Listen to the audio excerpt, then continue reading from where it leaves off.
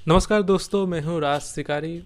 आज हम बात करेंगे कि कांग्रेस को जो तीनों राज्यों में जो घनघोर हार का सामना करना पड़ा, राजस्थान, मध्य प्रदेश, छत्तीसगढ़ में जो विधानसभा चुनाव में जो इतना घटिया परिणाम देखने को मिला,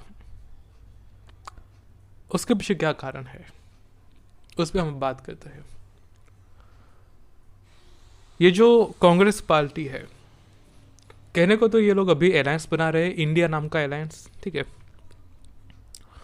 तो अलायंस की नीति कुछ ये होनी चाहिए कि भाई अलायंस का फ़ायदा होना चाहिए। मगर यहाँ पे प्रॉब्लम ये है ना कि यहाँ पे बाकी पार्टियाँ सब अपना अपना फ़ायदा लेके चल रही है। मैं यहाँ केवल कांग्रेस की बात नहीं कर रहा हूँ। कहने के लिए तो ये खुद को अलायंस कहते हैं, मगर जब फ़ायदे की बात आती है तब ये कहते हैं कि नहीं नहीं भाई, हम तो अकेली पार्टी है, हम तो अकेले अपना काम करेंगे, डिसीजन लेंगे। तो ये जो पार्टियाँ है, मुझे पता नहीं, अगर आपको ऐसा ही करना है तो फिर अलायंस बनाया क्यों? आप कह दीजिए कि भाई हम तो अलग रहेंगे, मगर आपको दिखाना है बस नाम का कि हम एक अलायंस है, मगर करना सब कुछ अलग अलग है। तो फिर ये सोच विचार करना चाहिए इन पार्टियों को। तो प्रॉब्लम कहाँ हुई? प्रॉब्लम ये हुई कि कांग्रेस खरी थी मध्य प्रदेश और बाकी राज्यों पे, वहाँ पे समाजवादी पार्टी और बीएसपी के उम्मीदवार भी खड़े थे, ठीक है। और बहुत बड़े नंबर पे उम्मीदवारों को खड़ा किया गया था, कहीं पे 50, कहीं पे 55, मतलब कि यार हद होती है, मैं क्या ही कहूँ। और फिर क्या था, वोट कटवाए, ज़बरदस्त वोट कटवाए। और बहुत जगह पे तो ऐसा देखने में आया कि भाई कोई 25 वोट से भाजपा वाले जीत गए, कहीं 20 वोट से, कहीं 30 वोट से जीत गए। तो ये सब है, अब क्या करें। तो बाकी पार्टियों के उम्मीदवारों ने बहुत सारे वोट लिए, ठीक है। अब कहने के लिए तो भाई उसमें कोई बुराई नहीं कि भाई सबको अवसर होना चाहिए कि भाई हम भी लड़े, हमारे भी प्रत्याशी जीत जाए, होना चाहिए, बिल्कुल होना चाहिए। फिर आप गठबंधन वाली बात क्यों करते हैं? मगर अगर ऐसी बात है तो अगर आपको इंडिविजुअल ही चुनाव लड़ना है तो फिर आप कह दीजिए कि हम इंडिया गठबंधन से नहीं है, हम तो बस नाम का गठबंधन बना के चल रहे हैं, आप ये कह दीजिए फिर। तो ये है पहला कारण।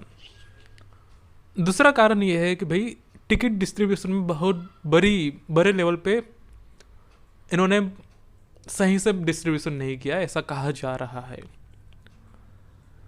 टिकट डिस्ट्रीब्यूशन में किसी चीज़ का ध्यान नहीं रखा गया, ना जाति देखी गई, ना धर्म देखा गया, ना क्वालिफिकेशन। बस कुछ नेताओं को फेवर करने वाले लोगों को टिकट दिया गया, यानी कि जो लोग चाटुकारिता में माहिर थे उन्हें टिकट मिल गई। जो असल में दावेदार थे, जिन्हें लोग जानते थे, जिन्हें लोग सपोर्ट करते थे, उनको टिकट नहीं मिला। ये भी एक बहुत बड़ा इश्यू चल रहा है कि भाई ये जो बड़े बड़े नेता है, ये लोग अपना पाला बना रहे कि भाई मेरी गैंग में इतने लोग, मेरे गैंग में इतने नेता, और इसमें निकल गया दिवाला पार्टी का, ठीक है। चलते तीसरे कारण पे। तीसरा कारण ये है कि इनका हिंदुत्व वाला मामला गड़बड़ा जाता है। गड़बड़ा ये जाता है कि ये लोग खुद को भारत माता का सपूत कहते हैं, खुद को सबसे बड़ा हिंदू कहते हैं, और भी बहुत सारी चीज़ें हैं। ये कहते हैं कि भाई हम तो सबसे बड़े राम भक्त हैं, हम भी राम मंदिर बनाने के साथ दे रहे हैं। बहुत सारी बातें होती है, मगर कहीं ना कहीं आपका जो अंदर का एंटी हिंदुत्व होता है ना, वो कहीं ना कहीं दिख जाता है, ठीक है। कहीं ना कहीं आपके अंदर की जो मानसिकता होती है वो बाहर छलक जाती है। अभी हाल ही में बात करूँ तो स्टालिन ने जो कहा था हिंदू धर्म पे, जो टिप्पणी कही थी, जो कि बहुत गलत टिप्पणी थी, बहुत ही खराब टिप्पणी थी, उस पर इन इंडिया अलायंस वालों को स्टैंड लेना चाहिए था कि भाई आप इस टिप्पणी का विरोध करते हैं, समर्थन करते हैं, कि क्या करते हैं, मगर आप तो चुप रह गए। चुप रह गया, आपने ना तो विरोध किया ना तो समर्थन किया। तो जनता तो ये देखती है ना कि भाई आपका एक अलाई अगर हिंदू धर्म की ऐसी मानसिकता रखता है और आप लोग कहते हैं कि भाई हम तो सबसे बड़े हिंदू है, तो जनता बेवकूफ़ थोड़ी है। जनता को ये समझ नहीं आता क्या? तो ये चीज़ है कि भाई आप कितना भी बड़ा हिंदुत्व होने का दिखावा कर ले, मगर आपके अंदर की जो मानसिकता है ना वो दिख जाती है। आप जो लोग हैं वो क्षति हो ही जाती है मानसिकता, ठीक है, लोगों के सामने। आपके अंदर के जो विचार है, आपकी जो हरकत है, आप भले लोगों को कितना ही बेवकूफ़ समझे कि भाई हम तो बहुत बड़े हिंदू बन जाएंगे, हम तो मंदिर मंदिर घूमेंगे, मगर ये काम नहीं करता, ठीक है। चलते दूसरे चौथे चैप्टर पे, चौथा जो टॉपिक है उस पे, वो है लोकल लीडरशिप का। लोकल लीडरशिप कहे या स्थानीय लीडरशिप कहे, उसमें बहुत बड़ी प्रॉब्लम है कि भाई यहाँ पे ऐसे ऐसे नेताओं को बिठा के रखा है जिनका करियर ख़त्म होने पे आया है।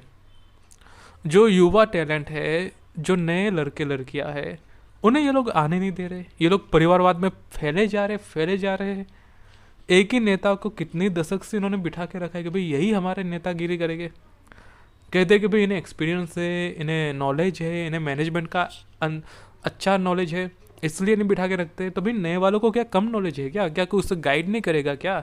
ये जो तुगलक रोड पे जो आपका हेडक्वार्टर है, क्या वहाँ से कोई गाइडेंस नहीं आती क्या? तो लोकल लीडरशिप का भी बड़ा रायता फैला है कांग्रेस पार्टी और बाकी पार्टी में, जो भी कहे तो, कि भाई आप केवल एक ही नेता को फेवर करते, बाकी जो युवा नेता होता है उसको आप फेवर नहीं करते। क्यों? शायद हो सकता है कि आपको डर लगता हो कि भाई युवा नेता पर विश्वास कौन करेगा। हो सकता है कि कल पार्टी में विभाजन कर दे, क्या पता। तो इसलिए आप उसी नेता को समर्थन करते जो कि आपको सही लगता है। ऐसा भी हो सकता है ना। चलते आगे, पांचवा लेवल का टॉपिक। पांचवा टॉपिक जो मुझे लगता है वो ये कि भाई ये लोग सेक्युलरिज्म का लड़ाई लड़ रहे हैं, सेक्युलरिज्म और हिंदुत्व के सामने। भले आप सॉफ्ट हिंदुत्व दिखाते हैं, मगर भाई आपकी मेंटलिटी तो सेक्युलर है ना। तो जहाँ पे सेक्युलरिज्म वर्सेस हिंदुत्व आ जाता है ना, वहाँ पे हिंदुत्व ही जीतता है, ठीक है। तो आप जो कहते हैं ना कि भाई हम तो सबका साथ लेने वाली पार्टी है, हम तो सबका समर्थन करते हैं, हम तो सबका भला चाहते हैं, भाई को भाई से मिलाना चाहते हैं, ये सब खोखली बातें होती है, ठीक है। तो आप भले खुद को सॉफ्ट हिंदुत्व दिखाए या जो भी कहे, मगर जब आप हिंदुत्व के सामने लड़ेंगे तो आपको हिंदुत्व ही बनना पड़ेगा। आप सेकुलर बन के तो नहीं लड़ सकते ना, जो कि आप बनना नहीं चाहते। तो फिर परिणाम आपके सामने है फिर, और क्या। चलते छठे टॉपिक पे। छठा टॉपिक ये है कि वेलफेयर विकास नहीं होता, ठीक है। वेलफेयर जो स्कीम्स होती है वो वेलफेयर होती है, नो डाउट, मगर विकास इससे हटके होता है। जन कल्याण और विकास दोनों अलग अलग विषय है, ठीक है। दोनों के कुछ चीज़ें मिल सकती है, मगर दोनों एक नहीं है, दोनों अलग अलग है। तो प्रॉब्लम ये है ना कि कांग्रेस को लगता है कि जन कल्याण ही सब कुछ है, जबकि विकास होना चाहिए, विकास भी होना चाहिए और जन कल्याण भी होना चाहिए, दोनों होना चाहिए, ठीक है। विकास क्या होता है? विकास होता है कि भाई आपके घर में पानी ठीक आ रहा है, बिजली ठीक आ रही है, आपका गटर ठीक चल रहा है, आपका रास्ता ठीक है, आपको घर ठीक ठाक बन के मिल रहे हैं, सरकारी आवास योजना, सस्ते मकान, ठीक है। यह होना चाहिए। आपके स्कूल कॉलेज ठीक होने चाहिए, इंग्लिश मीडियम स्कूल वगैरह, ये सब चीज़ें होनी चाहिए। मगर ये सब का तो कोई अता पता नहीं है। बस सिलेंडर सस्ता कर दिया, बिजली मुफ्त कर दी, फिर क्या कहते हैं, हाँ, राहत राशि दे दी, अनाज दे दिया, ये वेलफेयर हो गया। विकास कहाँ गया पता नहीं। तो ये सोचना पड़ेगा कि भाई विकास जरूरी है, विकास एक अलग चैप्टर है और उस पर काम करना पड़ेगा, ठीक है। क्योंकि प्रॉब्लम पता है क्या हो, प्रॉब्लम ये हो ना कि बाकी पार्टियों ने मुफ्तखोर का नाम दे दिया कि भाई मुफ्तखोर पार्टी है, तो मुफ्तखोरी का काम करते और जीत जाते हैं। तो आपने विकास पे फोकस नहीं किया, तभी तो यही हो रहा है कि भाई आपके वेलफेयर को मुफ्तखोरी कही जा रही है। आप कहे कि हम विकास भी तो कर रहे हैं कम से कम। तो ये है, ठीक है, कि वेलफेयर अलग चीज़ है मगर विकास भी एक अलग चीज़ है, और दोनों पे फोकस करना जरूरी है। छठा नहीं, एक्चुअली सातवां टॉपिक पे बात करते हैं। सातवां टॉपिक है कि भाजपा के पास वेलफेयर भी है और विकास भी है, ठीक है। भाजपा के पास दोनों चीज़ें हैं।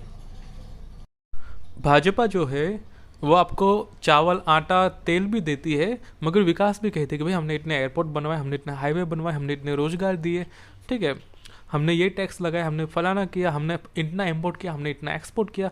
तो भाजपा के पास वेलफेयर तो है मगर साथ में डेवलपमेंट भी है। तो ये पॉइंट भारी पड़ गया, ठीक है। अब चलते हैं आठवें टॉपिक पे, ठीक है। आठवां टॉपिक है हिंदुत्व लीडर की कमी होना, हिंदुत्व वाले लीडरों की कमी होना। क्योंकि कांग्रेस के पास जो है ना वो है कि भाई सेकुलर है, न्यूट्रल है, ठीक है। और जो सामने पार्टी है भाजपा, उनके पास हिंदुत्व के हर एक राज्य में कोई ना कोई लीडर है, हर एक राज्य पे, ठीक है। राजस्थान की बात करें, तेलंगाना की बात करें, यूपी की बात करें, कुछ राज्य में हो सकता है ना हो, मगर आमतौर पे पार्टी के पास हिंदुत्व वाले लीडरों की कमी नहीं है, जो कि कांग्रेस में तो है ही नहीं। कांग्रेस में कौन सा लीडर है जो हिंदुत्व वाला है? तो ये 8वां टॉपिक हो गया। चलते 9वें टॉपिक पे। 9वां प्रॉब्लम ये है कि मध्य प्रदेश में आम आदमी पार्टी भी खड़ी थी चुनाव लड़ने में। सोचिए, आम आदमी पार्टी के उम्मीदवार भी वहाँ पे खड़े थे चुनाव लड़ने के लिए। तो अब आप सोच के देखिए कि भाई 3 पार्टियाँ आपका वोट खाने के लिए बैठी है। आम आदमी party, Samajwadi party, Bahujan Samaj party, 3 पार्टियाँ अगर वोट खा जाएगी तो फिर वोट जाएगा कहाँ? भाजपा के पास जाएगा ना। तो ये 9वां पॉइंट है। 10वां पॉइंट पे चलते हैं। 10वां पॉइंट है गुजरात परिणाम। गुजरात परिणाम में क्या हुआ था? गुजरात परिणाम में हुआ ये था कि भाई कांग्रेस और आम आदमी पार्टी में वोट बट गया था। और बाकी के थोड़े अपक्ष भी थे। AIMIM के भी कुछ लीडर खड़े थे। तो वोट इतना खतरनाक बटा कि भाई भाजपा को 150 के आसपास सीट मिल गई। 150 के आसपास, जबकि कोई कह नहीं रहा था कि भाई भाजपा को इतनी मिल सकती है। मुझे खुद भी हैरानी हुई कि भेंचोद ऐसा कैसे हो गया। तो ये है। तो गुजरात में तो जो हुआ उसे सब भूल गए। शायद इनकी याददाश्त बहुत कमज़ोर है, या फिर ये कुछ सीखते भी नहीं अपने पुराने एक्सपीरियंस से, कि गुजरात में 150 सीटें देख के भी इन्हें समझ नहीं आया कि भाई हमें कैसे आगे रणनीति बनानी है। और वही चीज़ जो कि गुजरात में हुई, वही चीज़ इन्होंने कल परसों मध्य प्रदेश में की, राजस्थान में की, छत्तीसगढ़ में की, और फिर परिणाम भी वही हुआ जो गुजरात में आया था। भाजपा को बहुमत मिल गया तीनों राज्यों में। तो ये पूरे 10 के 10 परिणाम है जो कि नोट करने चाहिए, समझने चाहिए, सीख लेने चाहिए। बाकी ना ले तो भी कोई बात नहीं, क्योंकि भाई मेरी खुद की तो पार्टी है नहीं, मैं तो नेता बनने निकला हूँ नहीं अभी। तो ये 10 कारण थे जो कि बहुत सोच विचार करना चाहिए था, समझना चाहिए था। अब नहीं समझे तो फिर भुगतो 5 साल बाद आना चुनाव लड़ने के लिए, और क्या। आपको, आपके लिए जो कारण, आपको क्या लगा कि भाई आपकी तरफ से क्या कारण हो सकता है, इन सब चीज़ों का नीचे कमेंट करके बता सकते हैं। इट इज़ मी राज शिकारी साइनिंग ऑफ।